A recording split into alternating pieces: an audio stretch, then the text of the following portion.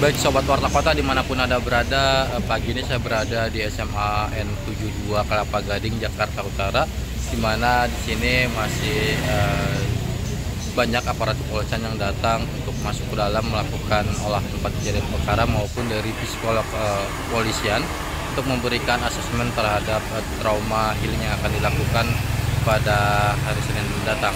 Dan tadi menurut keterangan Retno, salah satu orang tua siswa ini mengatakan bahwa pada saat itu dirinya sedang berjalan ke arah rumahnya dan melihat siswa-siswa ini sedang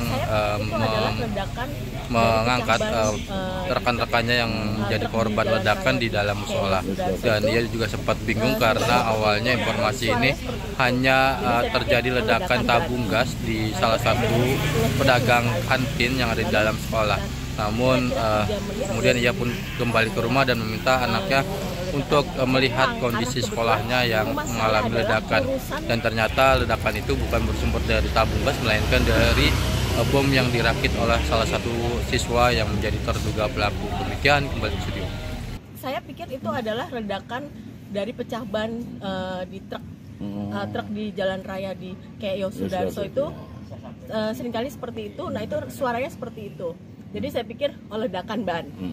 Nah itu saya dengarnya sih ngehnya hanya sekali.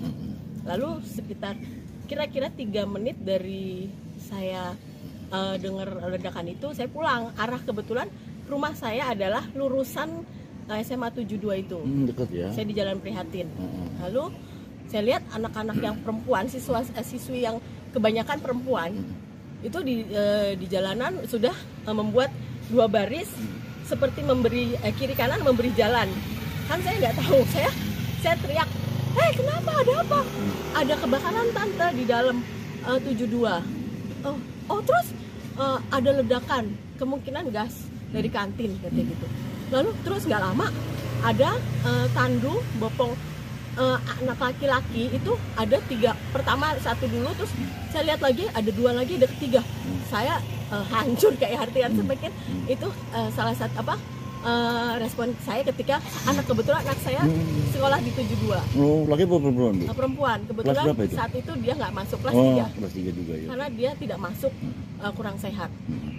Terus saya pikir, ini kenapa depan lihat anak dibopong seperti itu dengan luka-luka seperti itu, ada yang kena mukanya, badannya, tangannya, kakinya, ada yang hanya celana pendek, telanjang dada, celana pendek. Terus lalu yang kedua masih dengan seragam tapi compang-camping.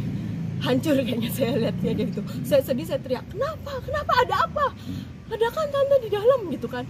Saya nggak tahu, saya langsung pulang, saya parkir motor saya masuk ke rumah saya bilang, anak saya panggil, "Itu kamu lihat di sekolah itu ada korban ledakan apa, nggak tahu apa gitu." Terus siapa? "Nggak tahu, kamu lihat." Anak saya langsung ke sana. Saya cari tahu temennya, akhirnya ada beberapa temennya kelasnya.